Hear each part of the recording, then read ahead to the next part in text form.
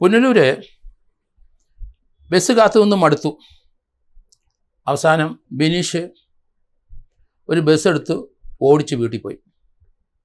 വളരെ രസകരമായ സംഭവമാണ്. പക്ഷേ ബിനീഷിനെ പോലീസ് അറസ്റ്റ് ചെയ്ത് റിമാൻഡ് ചെയ്തു.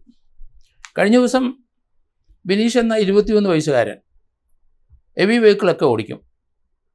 പുനലൂർ ബസ് സ്റ്റാൻഡിൽ വന്ന് ബസ് കാത്തു നിന്നു. ബസ്സൊന്നും സമയത്ത് കിട്ടിയില്ല.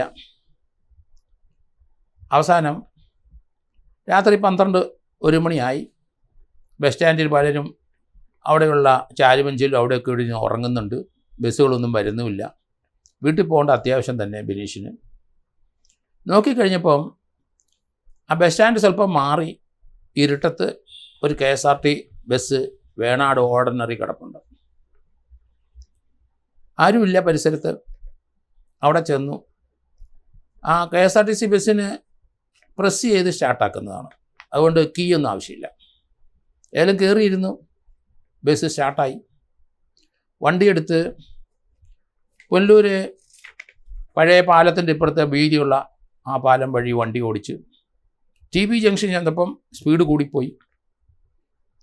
KSRTC ബസ്സിന് വേണാട് ഓർഡിനറിക്ക് ലൈറ്റില്ല. അപ്പുറത്തിരുന്ന പോലീസ് കൺട്രോൾ റൂമും പോലീസ് വാഹനം അവിടെ കിടപ്പുണ്ടായിരുന്നു. ഒരു ബസ് ലൈറ്റ് ഇല്ലാതെ വരുന്ന കണ്ടു. അവർ കൈ കാണിച്ചു. നിർത്തിയില്ല. സ്പീഡ് കൂട്ടി വിട്ടു. ലൈറ്റില്ലാതെ വണ്ടി അമിത വേഗത്തിൽ പോകുന്ന കണ്ട് പുറകെ പോലീസും പോയി. ഏതായാലും കുറേ ദൂരം ചെന്ന് ഐക്കരക്കോണ റൂട്ടിലേക്ക് 1 കിലോമീറ്ററോളം പോയി. അതിനുശേഷം ഈ ബസ്സിൻ്റെ കുറുകെ കൺട്രോൾ റൂം വണ്ടിയിട്ട് പൂട്ടി ബിനീഷിനെ അറസ്റ്റ് ചെയ്തു. അപ്പോഴാണ് കഥ അറിയുന്നത്. ബിനീഷ് വിചാരിച്ചു ഈ വണ്ടി എടുത്തുകൊണ്ട് പോയി രാവിലെ 5:30-6 മണിക്കോ വേണാട് ഓർഡിനറി തിരുവനന്തപുരത്തിന് പോകുന്നതാണ്. അപ്പോൾ രാവിലെ ഒരു 5 മണിക്ക് കൊണ്ട് ഇടാം എന്നാണ് ചിന്തിച്ചതാണ് പോലീസുകാർ ചോദിച്ചപ്പം പറഞ്ഞത്. എന്തായാലും പണി നടന്നില്ല. ഏതായാലും പോലീസ് അറസ്റ്റ് ചെയ്തു. ബസ് കസ്റ്റഡി എടുത്തു. 30 ലക്ഷം രൂപ വിലയുണ്ട് ആ ബസ്സിന്. 30 ലക്ഷം രൂപയുടെ KSRTC ബസ് മോഷ്ടിച്ചതിന് പുനലൂർ പോലീസ് FIR ഇട്ടു. അറസ്റ്റ് ചെയ്ത് ഇപ്പോൾ റിമാൻഡിലായി. 21 വയസ്സേ ഉള്ളൂ. എല്ലാ വാഹനവും ഓടിക്കും. ഹെവി വെഹിക്കിളും ഓടിക്കും. അങ്ങനെ അത് പുള്ളിയുടെ പ്രതീക്ഷ അനുസരിച്ച് കാര്യങ്ങൾ നീങ്ങിയില്ല. രാവിലെ കൊണ്ട് ഇടാമെന്നൊക്കെ മനസ്സിൽ കരുതിയെന്ന് പറയുന്നു പോലീസ് ചോദിച്ചപ്പോൾ. എന്തായാലും മോഷണമാണ്.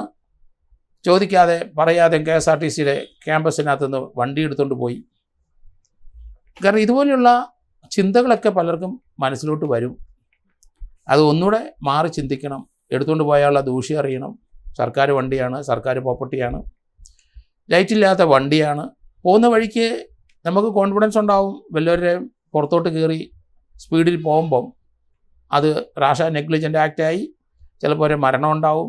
304 IPCക്ക് ഉത്തരം പറയേണ്ടി വരും.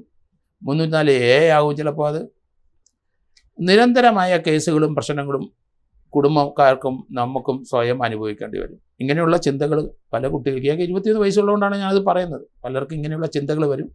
ചിന്തകൾ മാറ്റിവിടണം. അതുകൊണ്ടായാൽ അന്നേരം ആലോചിക്കണം അതുകൊണ്ടായ ദൂഷ്യങ്ങൾ.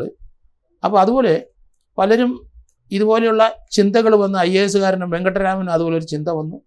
അടിച്ച് പൂസായിരുന്ന സമയത്ത് വണ്ടിയെടുത്ത് പുള്ളി വേറൊരാളെ ചേസ് ചെയ്തു. അങ്ങനെ ഒരു പത്രത്തിൻ്റെ കറസ്പോണ്ടൻ്റ് ബഷീറിൻ്റെ മരണമൊക്കെ നമ്മൾ കണ്ടു. അതുകൊണ്ട് ഇങ്ങനെയുള്ള ദുർചിന്തകൾ വരുമ്പോൾ അത് മാറി ചിന്തിക്കാൻ ചെറുപ്പക്കാരും കുട്ടികളും പഠിക്കണം.